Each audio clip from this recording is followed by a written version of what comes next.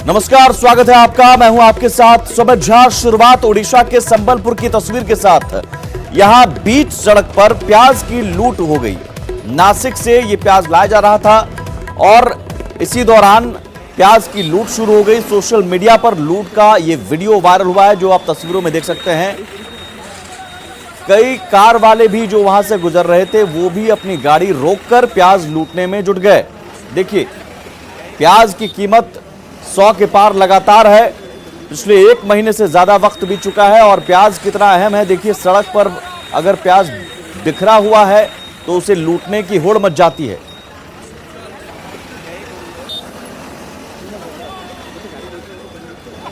तो खास लोग भी जो गाड़ी से वहां गुजर रहे थे, कार से गुजर रहे थे, वो भी प्याज लूटने में लग गए। और देखिए, गाड़ी की डिक्की में प्याज भर रहे हैं। कार वाले भी प्याज लूटने में लग गए और जाहिर है प्याज की कीमत आसमान छू रही है। तो मजबूरी अब ये देखिए कि प्याज कहीं भी मिल जाए, सड़क पर पड़ा हुआ मिल जाए, चाहे वो आम लोग हों, गरीब लोग हों या गाड़ी वाले हों, वो भी प्याज लूटने में जुट जाते हैं। कार वाले भी वहां अपनी गाड़ी खड़ी कर प्याज लूटने में जुट गए, गाड़ी की डिक्की में प्याज रखने लगे। संबलपुर, ओडिशा के संबलपुर की ये तस्वीर है।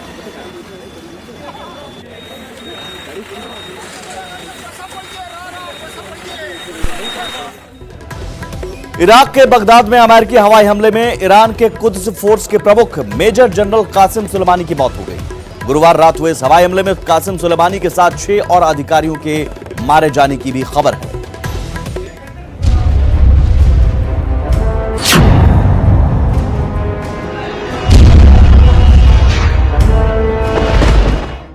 अमेरिका ने ईरान के कुद्स फोर्स के प्रमुख कासिम सुलेमानी को मार गिराया है। गुरुवार देर रात को इराक की राजधानी बगदाद में अमेरिका ने हवाई हमला किया, जिसमें कासिम सुलेमानी ही नहीं बल्कि पॉपुलर मोबिलाइजेशन फोर्स के डेप्यूटी कमांडर अबू मेहदी अल मुहांदिस की भी मौत हो गई। अमेरिका का यह हवाई हमला ठीक उस वक्त हुआ जब सुलेमानी बगदाद एयरपोर्ट पर पहुंचे थे। ईरान के सरकारी चैनल ने भी सुलेमानी और मुहांदिस के मारे जाने की पुष्टि की है।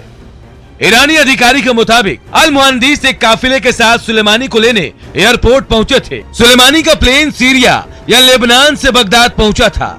सुलेमानी प्लेन से उतरकर मुहांदिस से मिल ही रहे थे कि अमेरिका ने मिसाइल दाग दी।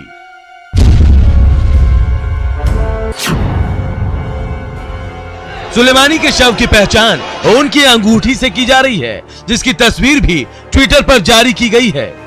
अमेरिका ने कासिम सुलेमानी को आतंकवादी घोषित कर रखा था और सुलेमानी के मारे जाने के ठीक बाद अमेरिकी राष्ट्रपति ने बिना कुछ लिखे सिर्फ अमेरिका का झंडा ट्वीट किया है।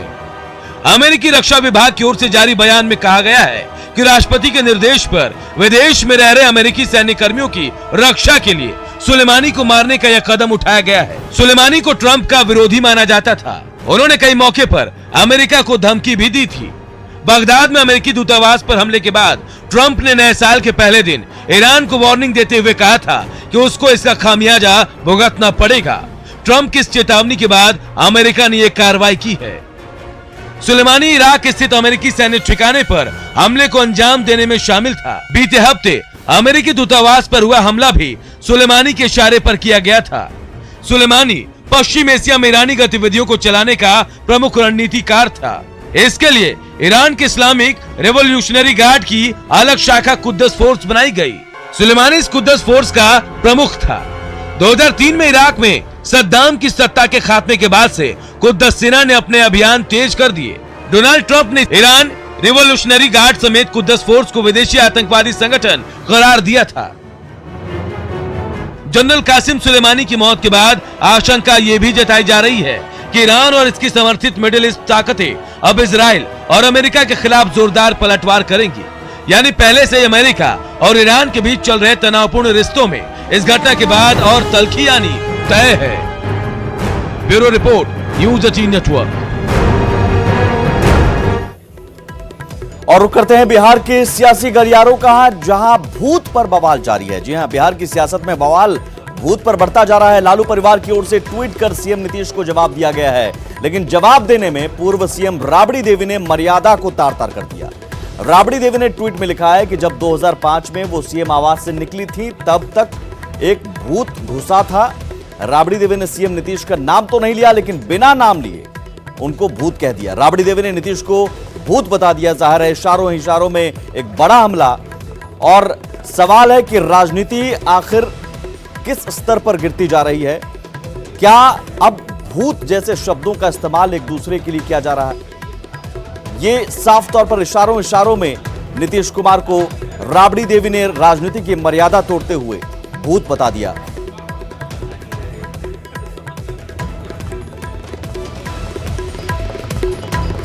सवाल यह है कि राजनीति की मर्यादा आखिर राबड़ी देवी ने क्यों तोड़ी? भूत प्रेत की राजनीति से आखिर किसका भला? और क्या अब राजनीति में शब्दों की मर्यादा नहीं रह गई है? और इस तरह की ओछी राजनीति से फायदा होगा किसका? जनता के मुद्दे कहीं है नहीं, भूत प्रेत और उसमें भी ओछी राजनीति।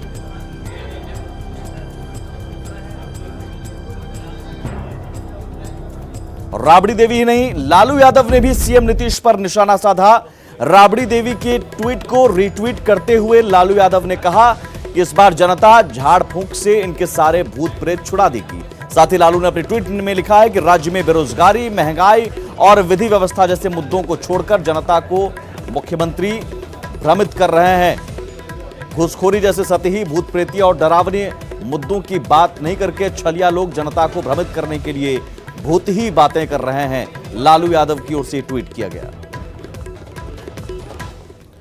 दरअसल सीएम नीतीश कुमार ने नए साल के मौके पर एक बड़ा खुलासा किया था। अपने आवास पर लोगों से मिलने जुलने के दौरान सीएम नीतीश ने बताया था कि 2006 में जब वो एक अणे मार्ग यानी सीएम आवास में रहने आए थे, तब पूर्व सीएम लालू प्रसाद और राबड़ी देवी इस आवास को छोड़ते वक्त कैंपस से 2 फीट मिट्टी लेकर गए थे। इसके साथ ही घर की दीवारों पर कई जगह छोटी छोटी पुड़िया भी रखकर गए थे। यहां तक कि मनमोहन सरकार में जब रेल मंत्री लालू यादव थे, तब उन्होंने नीतीश से कहा भी था कि मैंने तुम्हारे आवास में भूत छोड़ रखा है।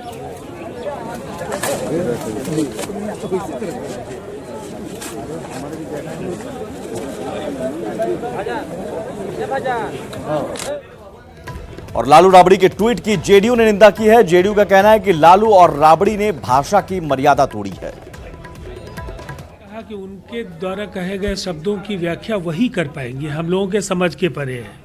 हमने जो अपना स्टैंड आपको रखा है, वो जो नीतीश कुमार जी ने कहा और राजद की ओर से जो जवाब दिया गया, उसके बाद राबड़ी जी इस पूरे प्रकरण में बोल रही हैं।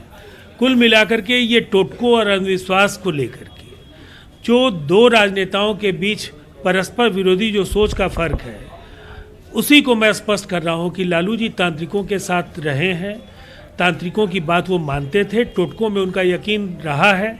लेकिन इसके उलट नीतीश कुमार जी अंधविश्वास और रूढ़िवाद के खिलाफ रहे हैं और एक अभियंता राजनेता के तौर पर उन्होंने वैज्ञानिक तथ्यों को खंगालने की कोशिश की, उसके आधार पर उन्होंने बराबर मंतव्य रखा। जाहिर है भूत को भले किसी ने नहीं देखा, लेकिन बिहार की सियासत में भूत जमकर बवाल मचा रहा है। सीएम नीतीश को लेकर राबड़ी देवी के बयान पर जहां बीजेपी भड़की हुई है, वहीं आरजेडी राबड़ी देवी का बचाव कर रहा है। पाल के रखते थे तो राबड़ी उनके साथ में थे, मुख्यमंत्री थे, राबड़ी भी और लालू भी, तो वही लोग पालने का काम करते थे। इसलिए वो सारा भूत पिचास छोड़ करके गए थे। खुद लालू ने कहा था, तो वो पूरा बिहार को नेस्तनाबूत उन्हीं भूत पिचास और प्रेत के बल पर करने का काम किए। ये राबड़ी देवी जी बता दी, आरजेडी के बड़ी नेता हैं। हम ये भी मान ले, अगर नहीं भी माने तो नीतीश कुमार तो भयभीत हैं कि चल चलंती के बेरा में उनको पुड़िया नजर आया, मिट्टी वहाँ से खुदा के चला गया, वो नजर आया। तो कहीं ना कहीं नीतीश कुमार जी जनता के भय में व्याप्त हैं, इसलिए हर व्यक्ति, हर कोना, हर जर्रा उनको भूत दिखाई देता है।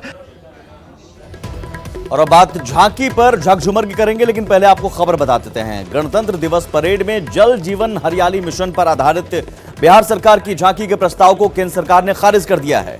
और प्रस्ताव के खारिज होने का मतलब है कि राष्ट्रीय राजधानी में राजपथ पर भव्य गणतंत्र दिवस परेड में बिहार का प्रतिनिधित्व नहीं होगा। दिल्ली स्थित बिहार सूचना केंद्र के सूत्रों ने बिहार की झांकी के प्रस्ताव के खारिज होने की पुष्टि की है। इस बार के गणतंत्र दिवस परेड के लिए आए झांकियों के 56 प्रस्ताव में से 22 चुने गए हैं, जिनमें राज्यों एवं केंद्र शासित प्रदेशों के 16 और केंद्रीय मंत्रालयों के 6 प्रस्ताव हैं।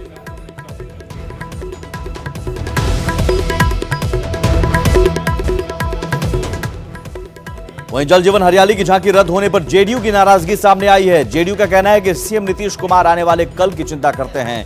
झांकी का रद्द होना दुर्भाग्यपूर्ण है। हमारे नेता का विजन आगे का सोचते हैं, जल जीवन हरियाली, पर्यावरण के ऊपर जो आने वाला पीढ़ी है, जो भू स्तर नीचे, जल स्तर नीचे जा रहा है, उसके बारे में सोचते हैं। हमारे नेता तो जल जीवन हरियाली पर बिहार घूम रहे हैं। अब कौन नहीं उसको ये कर रहा है, कौन इसको लागू नहीं कर रहा है, कौन झांकी नहीं कैंसिल कर दिया, तो विभाग बताएगा। वहीं गणतंत्र दिवस की झांकी में बिहार को एंट्री नहीं मिलने पर आरजेडी ने बिहार सरकार पर निशाना साधा और कहा कि तेजस्वी यादव लगातार जल जीवन हरियाली अभियान को लेकर सवाल उठा रहे हैं। लगता है केंद्र ने तेजस्वी की बात मान ली। इधर बीजेपी का कहना है कि पीएम मोदी खुद जल जीवन हरियाली के ब्रांड एम्बेसडर हैं। बिहार की झांकी रद्द होने के पीछे कोई दूसरा कारण होगा। जल जीवन हरियाली को लेकर लगभग 25,000 करोड़ का घोटाला हुआ है। तेजस्वी जी बार बार कहे हैं, पूर्व मुख्यमंत्री राबड़ी जी भी इस मुद्दे को उठाए हैं। अब शायद केंद्र तक ये बात पहुंच गई होगी, वो लोग कन्विंस्ड हो गए हैं, वो लोग जांच पड़ताल के बाद शायद जान गए हैं कि वाकई में ये 24,500 ऑलमोस्ट 25,000 की घोटाला है, इसे रद्द कर दिया गया है। जरूरी तो जल जीवन हरियाली माननीय प्रधानमंत्री जी के खुद के ध्यान का विषय है और उन्होंने ही सबसे पहले एनवायरनमेंट के विषय पर पूरे देश और दुनिया को अवेयर किया और आज ग्लोबली कहीं ना कहीं भारत उसका मुख्य रूप से प्रतिनिधित्व करता है। तो किन कारणों से वो चीज़ें हुई, प्रधानमंत्री की खुद की इच्छा आती कि इन चीज़ों को आगे बढ़ाने का और इन चीज़ों को प्रोत्साहित करने का, वो खुद इसके ब्रांड एम्बेसडर है। तो निश्चित रूप से क्या कुछ टेक्निकल कमियां हैं या क्या दिक्कतें हैं, वो तो बेहतर वो लोग बता पाएंगे। रुक करते हैं राजस्थान के कोटा का, जहां मौत का आंकड़ा, बच्चों की मौत का आंकड़ा 100 पार कर चुका है। लेकिन कोटा के जेके लोन में मंत्रियों के स्वागत में कारपेट बिछाया गया है। मंत्रियों के स्वागत में कारपेट बिछाया गया है। ग्रीन कारपेट पर अब सियासत गर्मा गई है। हालांकि मीडिया कवरेज के बाद कारपेट हटा दिया गया। अब तक 104 बच्चों की मौत हो चुकी है। सोचिए, जिस राज्य में 104 बच्चों की मौत हो गई हो, वहां संवेदनहीनता सरकार की और मंत्रियों की कि उनके स्वागत के लिए ग्रीन कारपेट बिछाया जा रहा है। ग्रीन कारपेट पर मंत्री जी चलेंगे और दूसरी तरफ उन नौनिहालों की चीखें जो अभी भी अस्पतालों में तड़प रहे हैं और 104 बच्चे खामोश हो चुके हैं हमेशा के लिए।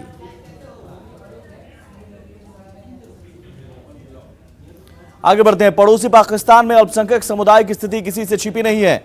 नागरिकता संशोधन कानून को लेकर भारत पर भड़कने वाला पाकिस्तान में हालात क्या है, इसकी एक बानगी हम आपको दिखाने जा रहे हैं। हम दिखाने जा रहे हैं पाकिस्तान की वो हकीकत जिसे पाकिस्तान ने कभी कबूल नहीं किया, लेकिन आजादी के बाद से वहां हालात कभी नहीं बदले।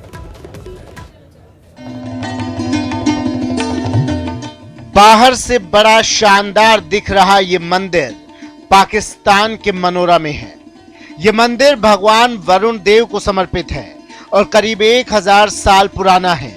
लेकिन पिछले 70 साल से ना तो यहाँ कोई पूजा हुई है और ना ही यहाँ अंदर किसी हिंदू को जाने की अनुमति है। आखिरी बार 1950 के दशक में यहाँ हिंदू समुदाय ने लाल साईं वरुण देव त्योहार मनाया था। पाकिस्तान में हिंदू अल्पसंख्यक और मंदिरों की हालात का तो ये सिर्फ एक पहलू है। अब ये तस्वीरें देखिए। जी हाँ, ये तस्वीरें भी वरुण देव मंदिर की ही हैं, मगर कुछ साल पहले की, जब इस मंदिर की हालत किसी खंडहर की तरह कर दी गई थी। मंदिर में पूजा तो छोड़िए, मंदिर परिसर का इस्तेमाल टॉयलेट के लिए किया जाने लगा था। इसकी दुर्दशा पर कभी किसी पाकिस्तानी सरकार में सुध नहीं ली गई। वरुण देव के इस प्रतिष्ठित मंदिर के पुनरुद्धार के लिए अमेरिका आगे आया। अमेरिकी राजदूत के फंड से इस मंदिर का जीर्णोद्धार करवाया गया। ट्वीट के जरिए अमेरिकी राजदूत ने इसकी जानकारी भी उस वक्त दी थी, लेकिन जीर्णोद्धार के बावजूद इस मंदिर में अभी तक पूजा नहीं की जाती है। पाकिस्तान में मंदिर और गुरुद्वारों की हालत बेहद खराब है। हिंदुओं और सिखों को यहाँ पूजा पाठ का अधिकार तो दूर, रख रखाव का जिम्मा तक नहीं है। यही वजह है कि कई मंदिर और गुरुद्वारे या तो खंडहर हो गए हैं या फिर उन्हें तब्दील करके दूसरे उपयोग में लिया जाने लगा। पाकिस्तान में इवैक्यूएट ट्रस्ट प्रॉपर्टी बोर्ड को गठन के समय 1130 मंदिर और 517 गुरुद्वारों को देखभाल के लिए दिया गया था। केवल 30 मंदिर और 17 गुरुद्वारे ही अब तक खुल पाए हैं। जानकारी के मुताबिक आजादी के बाद पीएम पंडित जवाहरलाल नेहरू और पाक पीएम लियाकत अली खान के बीच एक समझौता हुआ था, जिसके तहत पाकिस्तान के इवैक्यूएट ट्रस्ट प्रॉपर्टी बोर्ड का अध्यक्ष हिंदू होना चाहिए था, लेकिन पाकिस्तान में कभी इस बोर्ड का अध्यक्ष हिंदू नहीं बना। इस वजह से पाकिस्तान के अल्पसंख्यकों के सभी धार्मिक स्थल और त्योहार उपेक्षा के शिकार हैं। यही पाकिस्तान का घिनौना और खौफनाक सच है, जहां अल्पसंख्यकों पर अत्याचार और जबरन धर्म परिवर्तन आम बात है। Bureau report, news 18 network. Kashmir में युवाओं का भविष्य संवारने के लिए भारतीय जवान भी काफी मदद कर रहे हैं। पुंछ में इंडियन आर्मी की रोमियो फोर्स ने स्कूली बच्चों को किताबें बांटी और उनके बेहतर भविष्य की शुभकामनाएं दी। इत्मीनान से इंतजार की जरूरत है, सब कुछ होगा तो, लेकिन जो हमारी फौज के बाद उसके ऊपर पूरा विश्वास रखें। हमारा टास्क ये है कि यहाँ पे अमन और शांति बना के रखें। पुंछ के लारोल इलाके में सेना के ये अफसर लोगों को अमन का संदेश दे रहे हैं। साथ ही उन युवाओं और बुजुर्गों को नसीहत भी दे रहे हैं कि कैसे उनकी तकदीर बदले और कैसे जिंदगी में वे तरक्की करें। आर्मी के रोमियो फोर्स ने स्कूली बच्चों को किताबें बांटी। ये किताबें सामान्य ज्ञान और प्रतियोगी परीक्षाओं की थी। दरअसल पहाड़ और बर्फ से घिरे इलाके में स्कूल तो हैं, लेकिन उच्च शिक्षा के लिए साधन मौजूद नहीं। ये बुक है जो बुक्स जो हमारे लिए बहुत ही बेनिफिट है। जो ये बुक बहुत ही महंगी है, जो गरीब बच्चे वो यहाँ पे ले नहीं सकते ऐसी बुक। हमें आर्मी ने बुक इनका, हम आर्मी का बहुत ही शुक्रिया अदा करते हैं। हमारे रोमियो फोर्स इंडियन आर्मी का बहुत शुक्रिया अदा करते थे। किताबें सेना के लिए होने वाली प्रतियोगी परीक्षाएं एनडीए सीडीएस के लिए भी थी। बच्चों के अभिभावकों ने इस पहल की तारीफ की। और यहाँ पे दूर दराज इलाका है, यहाँ पे बच्चे जो हैं इन किताबों की वजह बदौलत जो है कॉम्पिटिटिव एग्जाम के लिए तैयारी कर सकेंगे। और यहाँ पे एक बर्फानी इलाका है, यहाँ पे कोई ऐसे इनके पास वसाइल नहीं है बच्चों के पास कि अपनी किताबें जो खरीद कर कॉम्पिटिटिव एग्जाम में बैठ सकें। और कश्मीर में आतंकवाद दशकों से पैर पसारे हुए है। हाल में धारा 370 हटाने से सेना के जवानों की जिम्मेदारी और चौकसी ज्यादा बढ़ गई है। लिहाजा उनकी नजर उन दूर दराज के इलाकों पर है, जहां आतंकी उन भोले भाले बच्चों को अपने जाल में फंसाकर कलम की जगह बंदूक न थमा दें। Bureau report, news 18 network. और अब बात करते हैं श्रीगंगानगर वाले गाजर की।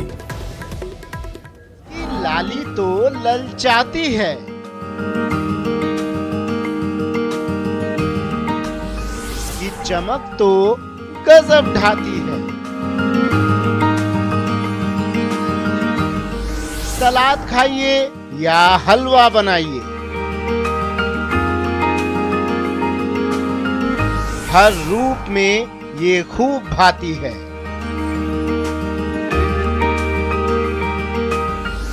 स्वाद का संसार है,